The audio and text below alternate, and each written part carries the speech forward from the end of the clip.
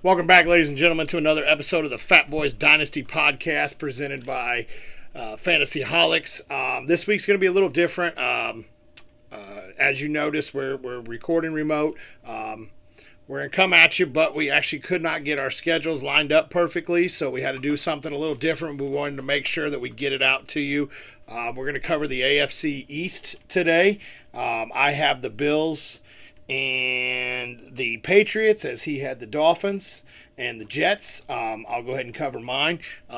As of right now, I got with the Bills. I got my biggest bust as being Josh Allen. Josh Allen, I'm not saying he's going to be a bust as a quarterback, but he's being drafted as a 14th player off the board. And that's just crazy to me, drafting a quarterback that early, when later in the draft you're able to get Jalen Hurts or even Patrick Mahomes and Herbert are going almost 20 spots later in most single quarterback drafts. So drafting Josh Allen at the 14th overall pick, so at the very end of the second or the beginning of the second round, is just crazy. I'm very big on sitting there and waiting for my quarterback. There's not always a big difference week to week for him. Yeah, Josh Allen has the rushing upside and he's got great weapons with him, but drafted a quarterback in the second round is just kind of crazy to me in a one quarterback league. So it really, that's the only reason he's a bust to me is just as high draft capital. I also believe that his rushing attempts and goal line work will probably come down a little bit. They've invested a lot over the last 3 years in Singletary, Moss, and Cook and their running backs. I feel like they're going to want to start taking off some of that burden off of Josh Allen. So you may see his rushing touchdowns come down and everything else. So yeah, drafting him at the beginning of the second round in a single quarterback league is the reason I really have Josh Allen as a bust. No really other reason. But drafting a quarterback that early is just crazy to me in a single QB league. Even in a dynasty startup, drafting him that early is you're setting yourself up to be playing catch up possibly, because he's not going to carry you over some of the other quarterbacks week to week. Because like I said, 20 picks later, so almost 2 rounds later, you can get Herbert or Mahomes.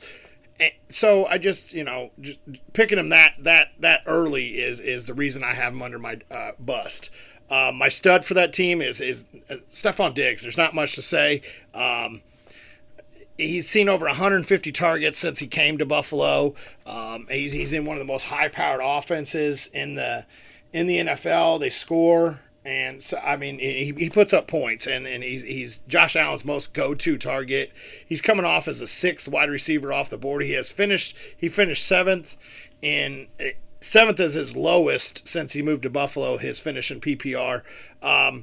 So and there's not a whole lot of star power really around him. Yeah, you got Gabe Davis.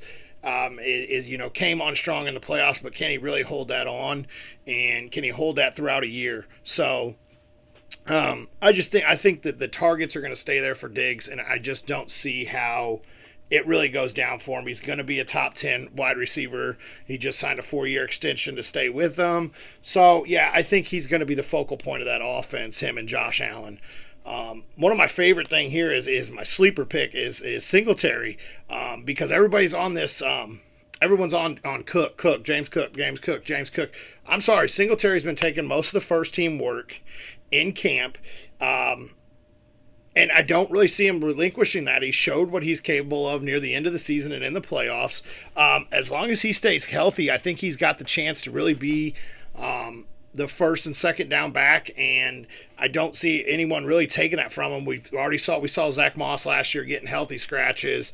I do believe James Cook will take some of the receiving work out, but you're getting Singletary as the 106th player off the board, so way later in drafts, and he finished as a number 20 running back in PPR last year. So I really think he's a sleeper, guys. I really do. I think you really need to keep an eye on Singletary and take that dart throw later in the draft.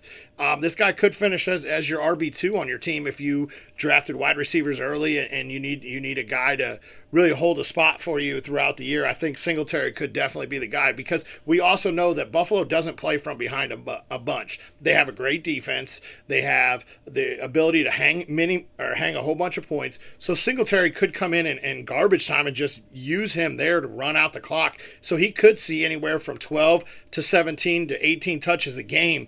So Singletary Singletary's a guy that being drafted as a 106th player off the board. Absolutely, give me all the shares of him being drafted that late. And then I'll just jump right into my breakout. My breakout is Dawson Knox. Dawson Knox, we saw flashes last season of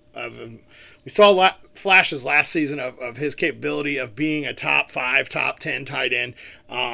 He finished as the tight end number 8 last year, and he played in only 15 games. He's going as the tight end 10 off the board now in the draft, and he's a tight end you find in the 9th round. And I have him here as my breakout / sleeper because if you miss on the high end tight ends of Pitts and Andrews and Kelsey and Kittle and Hawkinson, if you still believe that he's up there too, this is a guy that absolutely he has the capability. He's in the offense that shows the capability of getting him to finish as a top 5, top 10 tight end. So this guy, he's going to be a red zone target for Josh Allen as long as he stays healthy. He's going to be one of his favorite targets down there in the red zone. So Dawson Knox is a guy that I absolutely love to own some shares into later in the draft. Buffalo is a hard team to really look at. Really, the only bad side of them is the Josh Allen is drafting him so early. That's the only reason that he really is as a bust. But the Bills really everything. The Bills is another offense that's starting to take off like the Kansas City Chiefs did a couple years ago, where they're an offense that you want a piece of. I know everyone talks about the crowded backfield, but I think your backfield is Singletary for the first 2 and garbage time, and then you got James Cook if they ever play from behind or even see third downs. But the thing with third downs is if they're third and short and you're thinking, oh, Cook's going to come in and get that reception, probably not, because you do see a lot of design quarterback runs that in the game for Josh Allen to pick up the 2-3 yards that they need on that third down. So Josh Allen could be taking more work away from Cook than he's going to away from Singletary and in that backfield. So really, I don't see a whole lot of threats to Singletary. And then Diggs he's Diggs. He does what he does. Like I said, he's being drafted as the 19th player off the board. So he's a great guy to get and secure in the second round. If you drafted one of those stud running backs in the first round, he's a great wide receiver 1 to hold on to and draft later in the second round. He's a guy that's always he's very consistent. He saw 166 targets his first year in Buffalo, 163 his second year, and he finished as wide receiver 7 last year, and then wide receiver 3 the year before. He's a guy that's very capable of always finishing inside the top 10. I don't see his targets coming down much because they didn't add a whole lot to threaten him. They did add Jamison Crowder, and Gabe Davis is coming on, and then Isaiah McKenzie and Shakur they drafted this year. A lot of those guys are there, but they're more of a fill-in piece. They're not going to take over any of the targets from that alpha role. And Diggs has shown it the last few years where there really hasn't been a true wide receiver 2 in that team that he can do it no matter what the coverages are. So Diggs is a guy that he's going to be an absolute stud wherever you get him, and he's one of those plug and play guys. But like I said, Buffalo's starting to become one of those teams that I want to own a piece of that offense. So I'm going to jump into New England. New England was tougher to do. Trying to find a bust on that team was really hard. I was going to go with Mac Jones, but his ADP is so low and everything else that I really couldn't put him in that bust category. So I'm going to go with, as my bust for New England Patriots, Damian Harris. He's in a crowded backfield that just added 2 backs in the draft. There's been slow rumors swirling that there's possible he could be a trade candidate for the Patriots. He's in his last year. He's never really done a whole lot to really want to keep him around, and there's another guy just sitting there waiting to take over that lead role in New England, and that's Ramondre Stevenson. But Harris, I mean, he did finish as 14 in PPR, but then they added Pierre Strong, and they added another back late in the draft. So I don't know if he holds on to that role. I know a lot of reports coming out of camp as both Harris and Stevenson have been taking first-team work. So Damian Harris is kind of my bust here because a lot of people, I mean, even at his ADP as the 7th player off the board, a lot of people are banking on him to be, their running back 2, maybe their flex start. I just don't know if he can sustain that throughout the entire year, so I'm going to put him as a bust. Now, my stud, this is one thing that I'm going out, I'm listening to reports on, and I'm going to use him as my stud. Devontae Parker coming in. He has shown so much in camp this year. He's been a standout. He's a guy that's always been productive no matter where he's been, as long as he's been healthy. So he's a guy that I really could see taking off in this offense. We know the New England Patriots love to set up their offense through play action, and this is a guy that could really thrive during that play action, especially with that crowded backfield. They're going to get healthy backs in and really open that field up for these wide receivers. And I really think Devontae Parker being drafted as the 170th player off the board is an absolute steal and an absolute stud for this team coming in this year. I'm not saying he's going to carry you to fantasy championships, but I don't see anybody on the New England team that's going to carry you to a championship.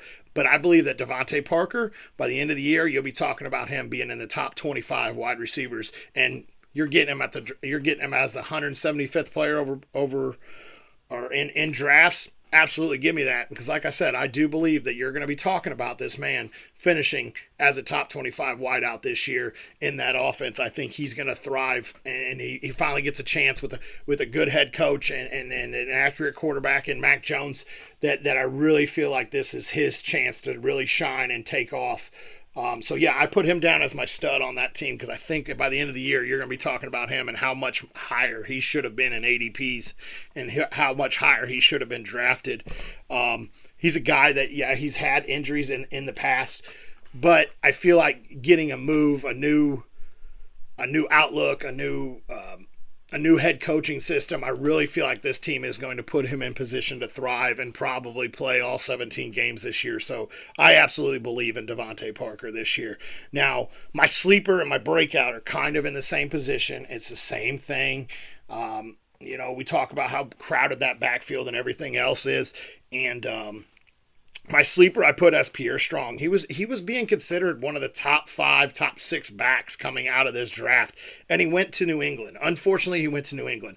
This is a guy that we'd be talking way up if he would have went to like a Houston or even Atlanta or somewhere where he would have slid into an easy RB1 role. Pierre Strong's a guy that throughout the season I definitely could see him taking over the third down work first and then possibly working into seeing some carries.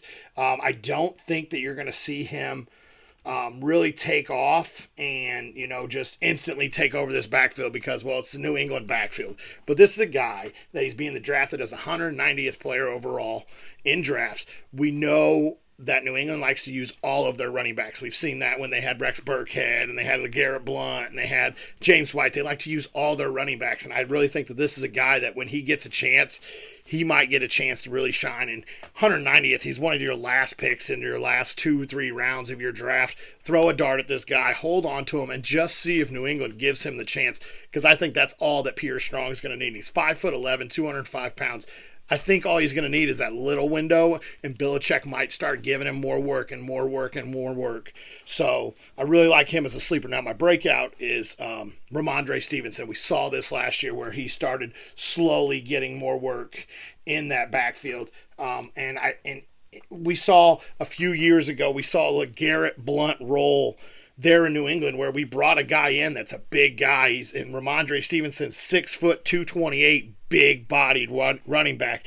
We saw LeGarrette Blount get 18 touchdowns a few years ago. This is another guy that I could definitely see in a LeGarrette Blount role, that he's coming in and he's getting the opportunities on the goal line and he's just scoring touchdowns. Like, that's all he's there for, is you're just going to pound this rock and you're going to score touchdowns. Well, guess what? You score me some touchdowns, you're going to see more work. And Ramondre Stevenson is a guy that I look to really break out. I'd love to see him get involved more in the passing game, which James White is banged up right now. I don't know if he's actually participating in camp at the moment. No, James White is actually on the PUP. So right now, Ramondre Stevenson is getting that opportunity to see some of the pass catching there in New England. So Ramondre Stevenson is a guy that I look to break out this year. He's got a great opportunity. He was a guy that transferred to Oklahoma and ran a few of those guys out to the transfer portal. And now in last year, Ramondre Stevenson finished as the 47th running back in PPR in only 12 games. He only played in 12 games, guys, and he still finished as the 47th running back in PPR. Ramondre Stevenson is a guy that I really, really look to possibly break out this year. This season. So he's a real guy that I think, late in draft, throw that dart at him, see what happens, see if it sticks. Who knows? But once again, the New England backfield is such a mystery every single year that we never know. We never really know what to do with them. But this is the year that I'm really feeling that, because they're not being drafted as high as they normally are.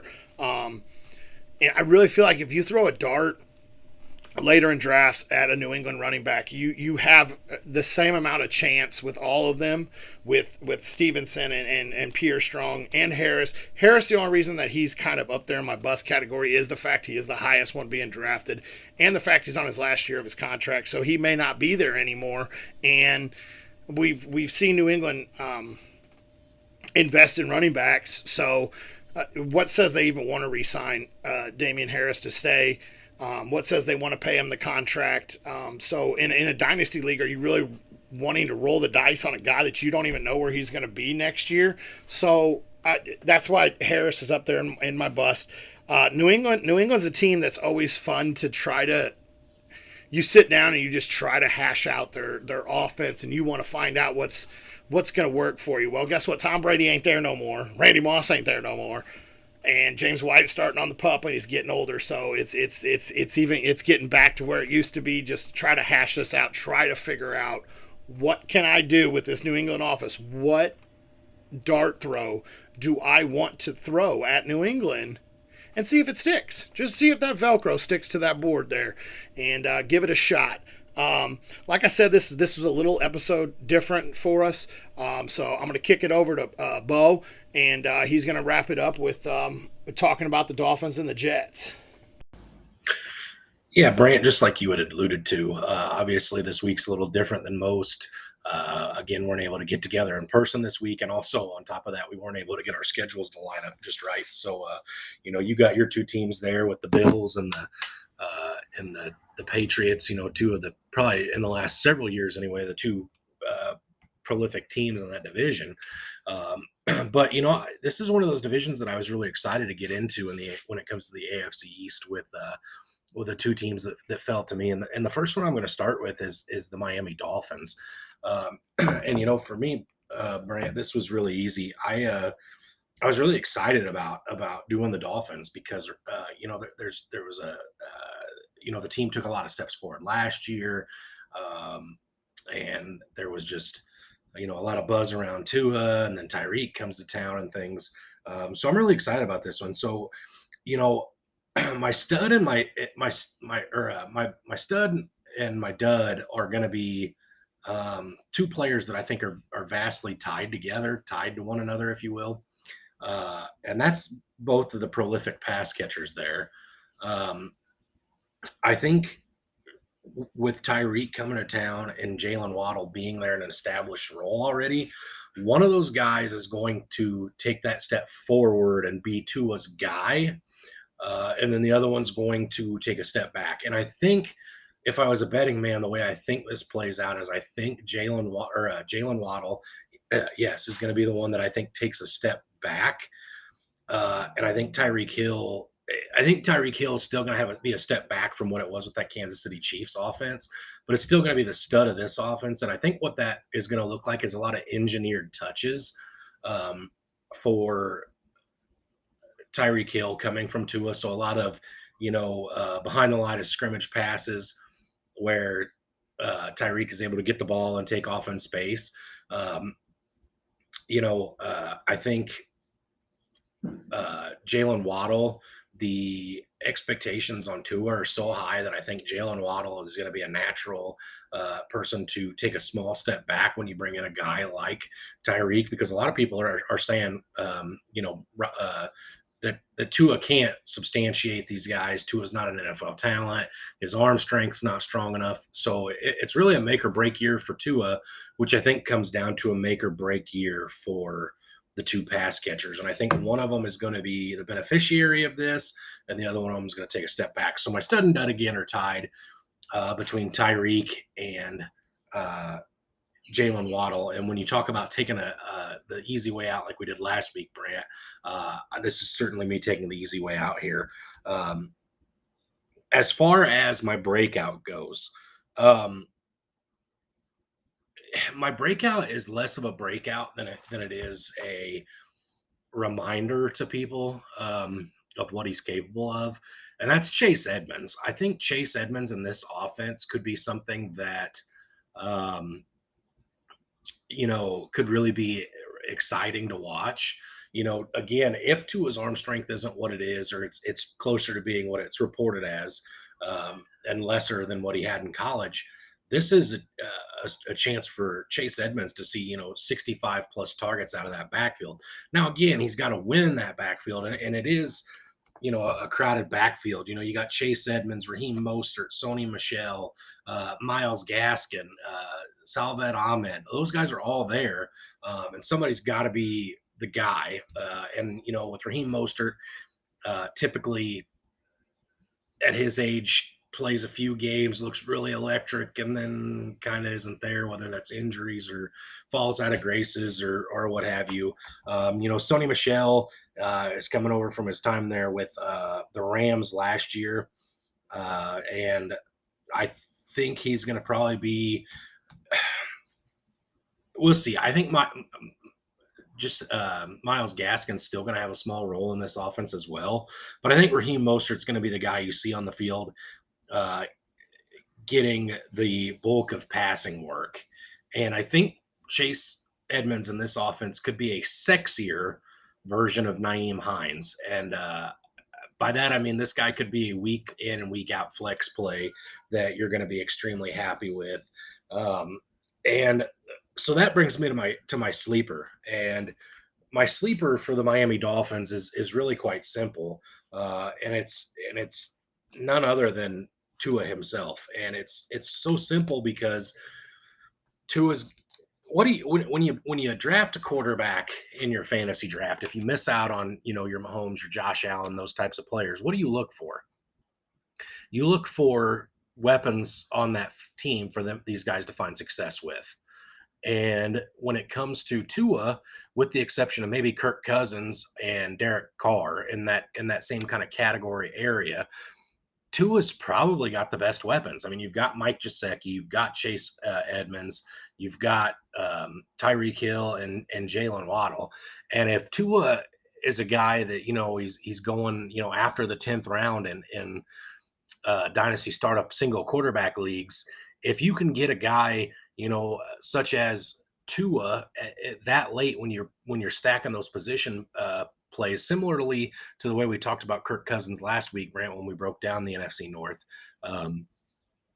You get Tua there. If he happens to break out this year and do what he was touted to from college with the weapons he's got on the field this year, a lot of people are going to be really, really happy. And Tua is a guy that, when we did our quarterback rankings some weeks ago, for me, I left him just outside my top 12 in dynasty rankings. I think I had him somewhere in the 14th area.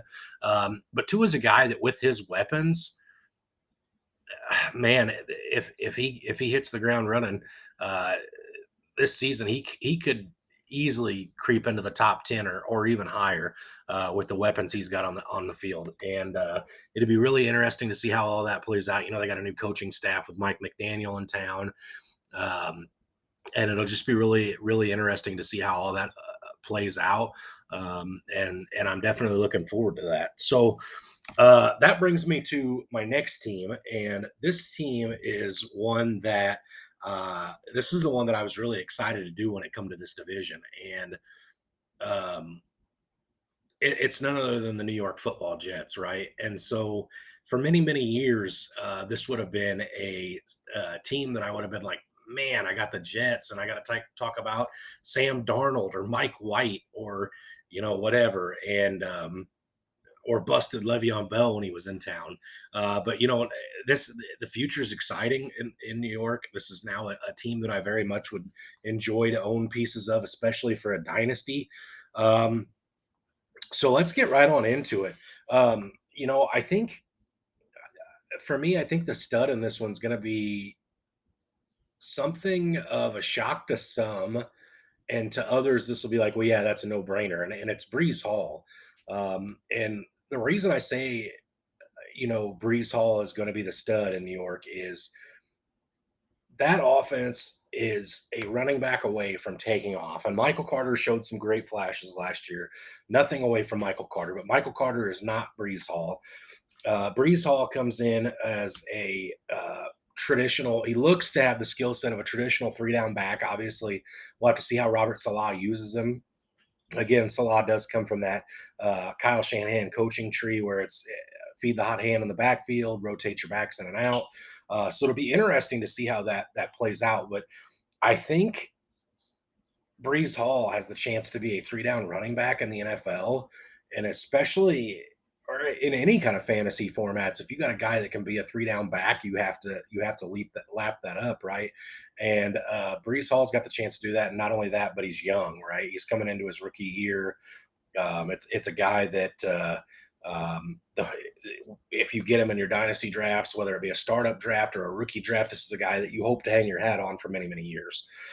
So I'm gonna say he's the stud. And interesting enough, right now ESPN, for what that's worth, has his carry share at 57%. And I know that doesn't sound like a whole lot, but if you go look at a guy like Najee's carry share, uh, according to ESPN, is somewhere in the 69% range. And then, you got guys like Miles Sanders, who a lot of guys cling to. They're projecting him at 45%. So Brees Hall is getting a pretty high carry share right off the jump.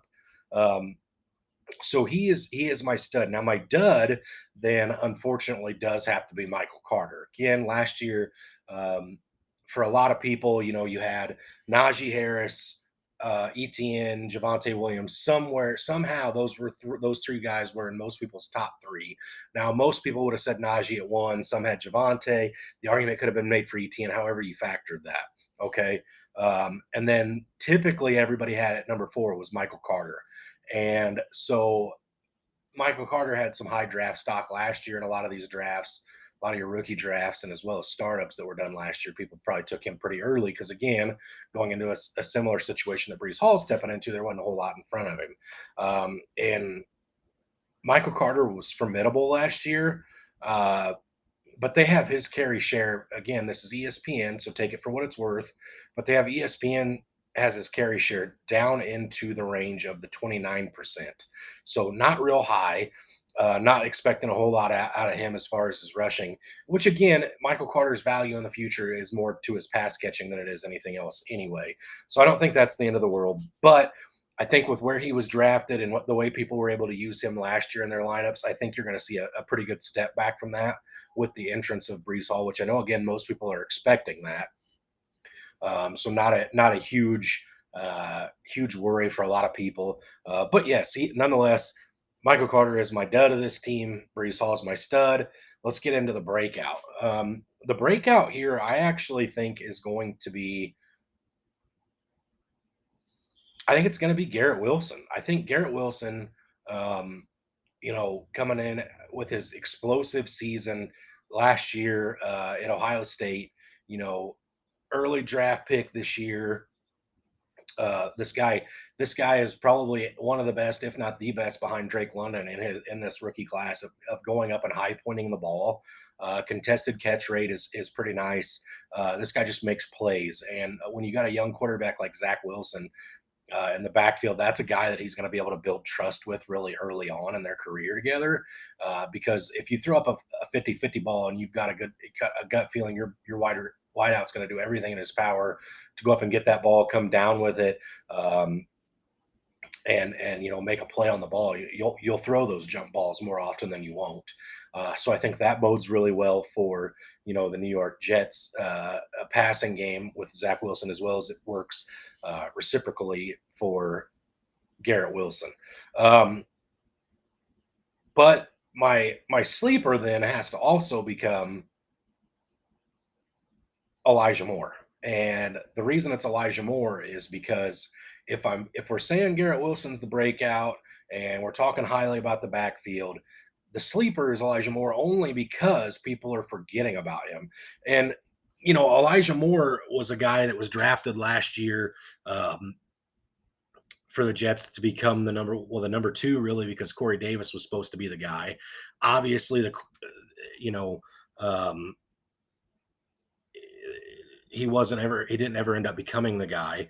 Um, with the exception of a fantastic stretch that he had.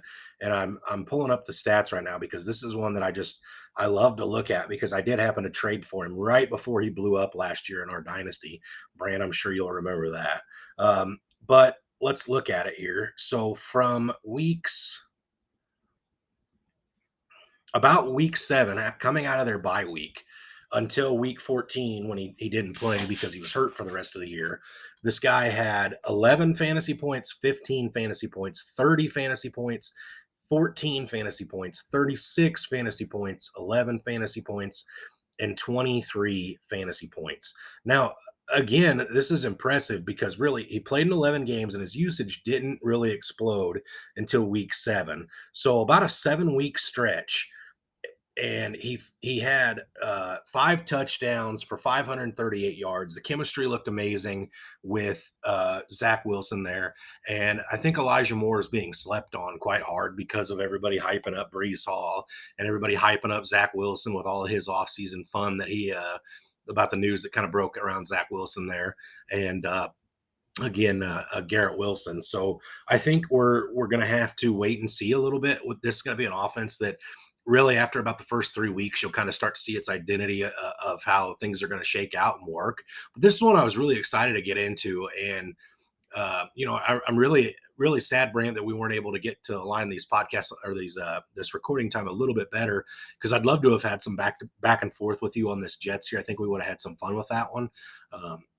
But you know, for this Fat Boy, this one half of the Fatboyz Dynasty podcast, we're going to sign off. And in your memory, Brand, as if you were still here with me, we're going to stay hungry and we're going to stay fat, my friends.